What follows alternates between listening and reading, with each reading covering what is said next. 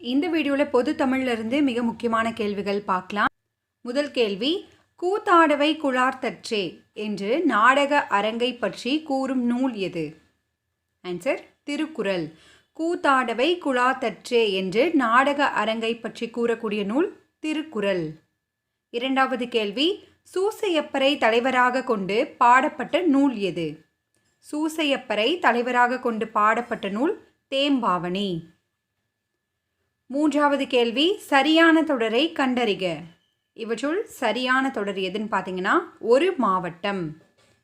உயிர்மெய் எழுத்துக்கு முன்னாடி நம்ம ஒரு பயன்படுத்தணும், உயிர் எழுத்துக்கு முன்னாடி ஓர் பயன்படுத்தணும்.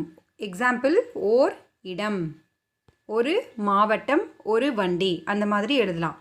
அப்போ ஒரு மாவட்டம் என்பது தான் சரியானது. நான்காவது கேள்வி, நான் கண்ட பாரதம் என்ற நூலை எழுதியவர் யார்? நான் கண்ட பாரதம் என்ற நூலை எழுதியவர் அம்புஜதம்மாள். ஐந்தாவது கேள்வி, பெற்ற தாயும் பிறந்த பொன்னாடும் நற்றவ வாணினும் நனி சிறந்தனவே என பாடியவர் யார்? இது தேர்வில் அடிக்கடி கேட்கக்கூடியது. ஆன்சர் பாரதியார்.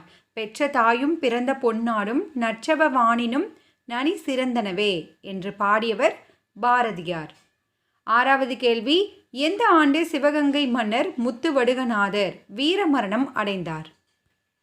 ஆன்சர் 1772 ஆண்டு. ஆங்கிலேயர்கள் சிவகங்கையை கைப்பற்றிய ஆண்டும் இதுதான், பார்த்துக்கோங்க. ஏழாவது கேள்வி, இலக்கண குறிப்பு தருக. இன்ப சொரூபம், இதற்கான இலக்கண குறிப்பு உருவகம். இன்ப சொரூபம் என்பதன் இலக்கண குறிப்பு உருவகம். எட்டாவது கேள்வி, சான்றாண்மையை தாங்கும் தூண்களில் பொருந்தாதது எது? இவற்றுள் சான்றாண்மையை தாங்கும் தூண்களில் பொருந்தாதது ஒழுக்கம், அன்புடைமை, நாணம், பிறருக்கு உதவுதல், உயிர்களிடத்தில் இரக்கம், உண்மை பேசுதல், இவை ஐந்துமே சான்றாண்மையை தாங்கும் தூண்கள். ஒன்பதாவது கேள்வி, கன்னியாகுமரிக்கும் எந்த பகுதிக்கும் இடையே அமைந்த நெடுஞ்சாலை மங்கம்மாள் சாலை என அழைக்கப்படுகிறது? இது ஒரு repeated question. Answer Madurai. Kanyakumari to Madurai சாலை மங்கம்மாள் சாலை என அழைக்கப்படுகிறது. பத்தாவது கேள்வி, விகார புணர்ச்சி எத்தனை வகைப்படும்? விகார புணர்ச்சி 3 வகைப்படும். அவை தோன்றல், திரிதல், கெடுதல். அடுத்து பொறுத்துக. இயல்பு புணர்ச்சி, எடுத்துக்காட்டு பொன் வளையல். தோன்றல் விகாரம், வாழைப்பழம், வாழை கூட்டல் பழம், வாழைப்பழம், இங்கே இப்பு தோன்றிருக்கு. கெடுதல் விகாரம், மரவேல், மரம், இதில் இம் மறைந்து மரவேல் என்று சேர்ந்துள்ளது. அடுத்து திரிதல் விகாரம், கற்கோட்டை, கல் கூட்டல் கோட்டை, இல் இர்ராக திரிந்துள்ளது. 12வது கேள்வி, திருக்குறளுக்கு உரை எழுதியவர்களில் யாருடைய உரை சிறந்தது என்று தமிழ் சான்றோர்கள் கூறுவர்? ஆன்சர் பரிமேலழகர். திருக்குறளுக்கான உரை எழுதியவர்களில் யாருடைய உரை சிறந்தது? பரிமேலழகர். 13வது கேள்வி, பொருந்தாததை கண்டறிக. இவற்றுள் பொருந்தாதது வனப்பு. வனப்பு என்பதன் பொருள் அழகு. வெற்பு, சிலம்பு, பொறுப்பு, இதெல்லாமே மலையை குறிக்கக்கூடிய சொற்கள். 14வது கேள்வி, எழுத்துக்கள் பிறப்பதற்கு அடிப்படை காரணமாக இருப்பவை? ஆன்சர் ஒலி அணுக்கள். ஆப்ஷன் ஏ தான் சரியான விடை. எழுத்துக்கள் பிறப்பதற்கு அடிப்படை காரணமாக இருப்பவை ஒலி அணுக்கள். அடுத்து 15வது கேள்வி, திருநெல்வேலி மாவட்டத்தில் உள்ள கரையிருப்பு என்னும் ஊரில் பிறந்தவர் யார்?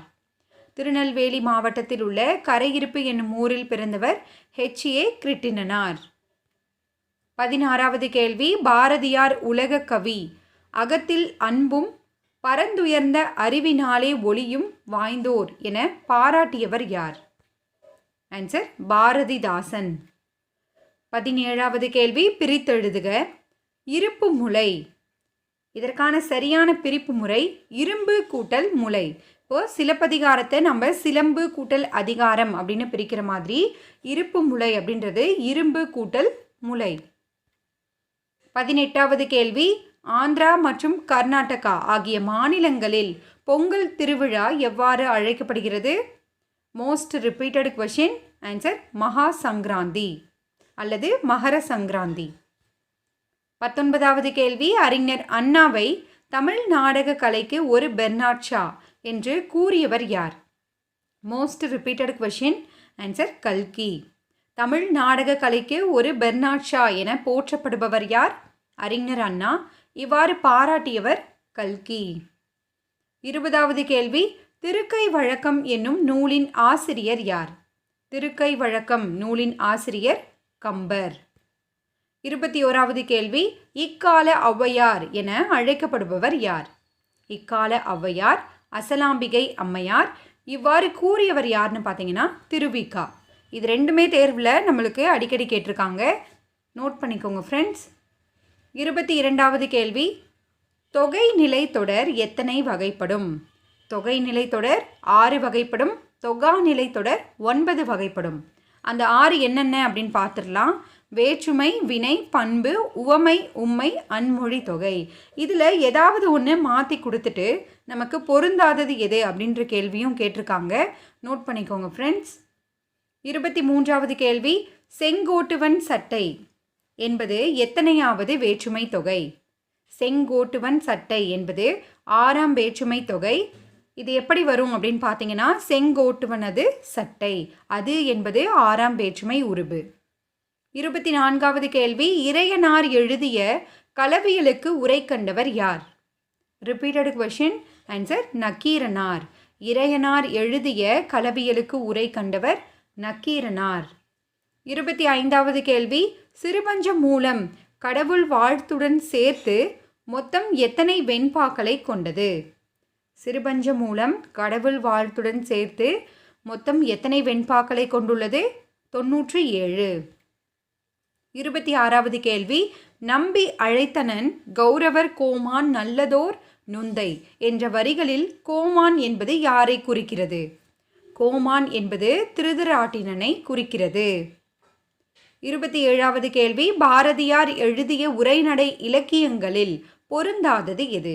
இது எல்லாமே பாரதியாருடைய படைப்புகள். இவற்றுள் அவருடைய உரைநடை இலக்கியங்களில் பொருந்தாதது பாஞ்சாலி சபதம், ஞானரதம், சந்திரிகையின் கதை, தராசு. இவை 3மே உரைநடை இலக்கியம். பாஞ்சாலி சபதம் அப்படின்றது அவர் இயற்றிய நூல். 28வது கேள்வி, தோழர் ஜீவானந்தம் யாரை நீ மீண்டும் தோன்றிய பாரதியடா என பாராட்டினார்? மிக முக்கியமான கேள்வி. ஆன்சர் கல்யாண சுந்தரம். தோழர் ஜீவானந்தம் யாரை நீ மீண்டும் தோன்றிய பாரதியடா என பாராட்டினார்? கல்யாண சுந்தரம். 29வது கேள்வி, கருவி பொருளை குறிக்காமல் அதனின் தோன்றிய காரியத்திற்கு ஆகி வருவது கருவியாகு பெயர். கருவியுடைய பொருளை குறிக்காமல் அதிலிருந்து தோன்றிய காரியத்திற்கு ஆகி வருவது கருவியாகு பெயர். எடுத்துக்காட்டு, வீணை கேட்டு மகிழ்ந்தான், வானொலி கேட்டு மகிழ்ந்தாள். இந்த மாதிரி சொல்லலாம். 30வது கேள்வி, மூவறிவு உயிரினத்திற்கு எடுத்துக்காட்டு தருக.